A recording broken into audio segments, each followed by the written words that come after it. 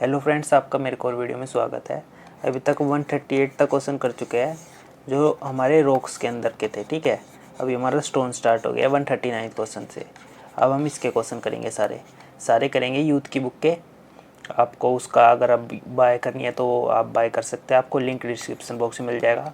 और बुक का रिव्यू भी कर चुका हूँ मैं, उसका लिंक भी आपको डिस्क्रिप्शन बॉक्स में मिल जाएगा और आई बटन में मिल जाएगा, आप देख सकते हैं। तो चलिए 139 क्वेश्चन से अब स्टार्ट करते हैं। अब मैं क्वेश्चन और ज़्यादा डिटेल में बताऊंगा आपको, ताकि आप मेरे को हेल्पफुल रहे। Which of the following is the predominant constant of calcareous rock. तो मतलब जो मेन जो कंपोनेंट होता है वही पूछा हुआ है कि कैल्शियस रॉक का हमारा मेन कंपोनेंट या फिर एग्जाम्पल हम बोल सकते हैं इसमें। ठीक है, तो वो कौन सा होता है।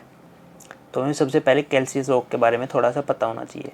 कैल्शियस रॉक हमारी केमिकली क्लासीफायर रॉक होती है। ठीक है, बाकी का भी मैं थोड़ा थोड़ा बता दूंगा। तो पहले हम कैल्शियस रॉक का देखते हैं। तो कैल्शियस रॉक जो होती है हमारी, उसको हम कार्बोनेटेड रॉक भी बोल देते हैं। ठीक है, ये नाम भी हमें याद रख लेना है, कई बार कार्बोनेटेड रॉक भी लिखा हो सकता है। तो इसके हम जो सबसे मोस्ट एग्जाम्पल है कॉमन, वो देखते हैं। पहले हमारा लाइमस्टोन हमारा कुछ ऐसा दिखता है, बहुत इंपॉर्टेंट है ये, तो हमें याद रखना है। ठीक है, मार्बल भी हमें याद रखना है। तीन जो सबसे मोस्ट कॉमन एग्जाम्पल है, ये तीनों नाम हमें याद रखने हैं, इनके पूछ लिया जाता है। मार्बल कुछ ऐसा दिखता है, ठीक है, ज़्यादा फर्क नहीं दिख रहा है इनमें। ठीक है, डोलोमाइट, ठीक है, सारे वाइट से है हमारे। ठीक है, वाइट है। और हमें कैल्शियम से हम कैल्शियस याद रखते हैं, सब में कैल्शियम मिलेगा। इसमें भी कैल्शियम है, इसमें भी कैल्शियम है, इसमें भी कैल्शियम, सब में कैल्शियम है। ठीक है, तो हम ऐसे याद रख सकते हैं। और हमारा जो केमिकली क्लासिफिकेशन में हम डिवाइड करते हैं ना इसको, कैल्शियस रॉक को, तो ये हमारा एक क्लासिफिकेशन में हो गया। दूसरा क्लासिफिकेशन कौन सा होता है हमारे केमिकल क्लासिफिकेशन में रॉक्स का, होता है आर्गिलियस। और तीसरा होता है हमारा कैल्शियस। तो आर्गिलियस में हमारे एग्जाम्पल जो हमें बहुत ज़्यादा इंपॉर्टेंट है वो याद रखने हैं, वो है हमारा क्ले, स्लेट, सेल, लेटराइट और कैरोलाइन। ये एग्जाम्पल हमें याद रखने हैं आर्गिलियस रॉक के। ठीक है, और सिलिकेस रॉक के हमारे एग्जाम्पल हो गए ग्रेनाइट हो गया, बसाल्ट हो गया, ट्रैप हो गया, सैंडस्टोन, क्वार्टाइज। ठीक है, ये हमारा मोस्ट वेदरिंग रेसिस्टिंग प्रॉपर्टी होती है इसमें। ठीक है, इस स्टोन में। तो ये सारे एग्जाम्पल हमें याद रखने हैं, बहुत इंपॉर्टेंट है, तो आप याद रख सकते हैं। ठीक है, तो हमारा इसका पहला क्वेश्चन था, उसका आंसर हमारा क्या हो गया, लाइम्स।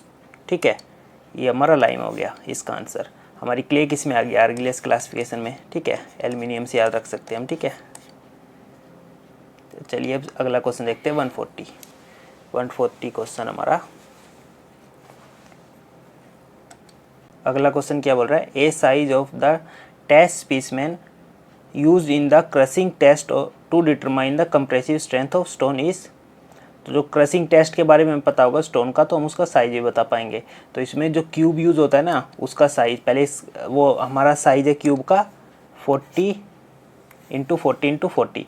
तो इस टेस्ट के बारे में हम थोड़ा सा पढ़ लेते हैं अब, ताकि हमें इससे अगर और भी कुछ भी क्वेश्चन पूछा जाता है तो हम वो बता सके। ठीक है, हमारे बाकी साइज भी हमने देखे होंगे बहुत सारे टेस्ट में, तो पर जो इसमें टेस्ट स्टोन में जो यूज़ होता है ना क्यूब का टेस्ट, वो होता है हमारा 40 इंटू 50। ठीक है, चलो इस टेस्ट के बारे में अब थोड़ा सा देख लेते हैं, जो इंपॉर्टेंट चीज़ जहाँ से MCQ बन सकते हैं। तो ये हमारा होता है crushing test on building stone. ठीक है, या फिर सिर्फ स्टोन भी बोल सकते हैं हम। ठीक है, तो इसमें जो सैंपल होता है हमारा क्यूब जो बनता है, उसका साइज होता है 40 इंटू 40। ये हमें याद रखना है, यही पूछा हुआ था हमारा। ठीक है, ये तो हमें याद रखना है। और इसकी जो मैक्सिमम नंबर ऑफ स्पेसिमेन जो हमें लेने, मतलब क्यूब टेस्ट के लिए हम कितने क्यूब लेंगे, हम 3 क्यूब लेंगे, ये भी हमें याद रखना है। ठीक है, और जब हम क्यूब लेते हैं उनको 3 दिन तक हमें पानी में ऑब्जर्व करके रखना है। ठीक है, the specimen should be place in the water for about 3 day, या फिर 72 आवर भी बोल सकते हैं। ठीक है, यहाँ से भी MCQ पूछ सकते हैं कि मतलब कितने दिन तक हम पानी में भिगो के रखते हैं। और रेट ऑफ लोडिंग क्या होती है, वो होती है 140 kg पर सेंटीमीटर स्क्वायर। ठीक है, ये हमें वो भी कितनी हर मिनट के हिसाब से। ठीक है, या फिर बोल सकते हैं 14 न्यूटन पर mm स्क्वायर पर मिनट। ठीक है, यहाँ पर भी।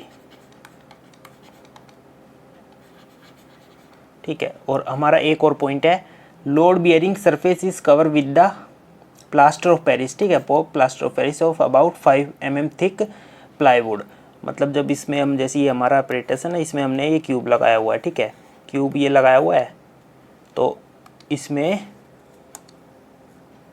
ये हमारा क्यूब है, तो इसको जो हम ऊपर होगा ना हमारा 5 mm थिक का ये प्लाईवुड का प्लास्टर लगाया होगा, नीचे ऊपर दोनों साइड लगाते हैं फिर इस पे लोडिंग होती है ऊपर से और नीचे, ऊपर से लोडिंग होती है, इसको फिर हम क्रशिंग स्ट्रेंथ इसकी चेक करते हैं, ठीक है। ये हमारा क्यूब होता है या अपरेटस होता है, ठीक है। इसमें हमें जो वैल्यू याद रखनी है, एक तो ये 140 kg पर सेंटीमीटर स्क्वायर, इसको हम यूनिट में भी चेंज कर सकते हैं, ठीक है। यूनिट में चेंज करना आना चाहिए, बहुत इंपॉर्टेंट है, ठीक है। आपको पता होगा 1 kg में 10 न्यूटन होता है, ठीक है।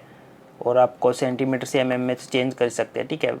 इसको चेंज करके हम, आप एक बार सोल्व करके ज़रूर देखना, अगर आपको आता नहीं है आप बोलेंगे तो मैं बता दूंगा इसे। चलिए अब अगला क्वेश्चन देखते हैं। इसका तो हो गया हमारा डी ऑप्शन 140 का। अब 141 देखते हैं। 141 इससे बहुत इंपॉर्टेंट है ये, इससे हमारे 2-3 डेफिनेशन अच्छी हो जाएगी।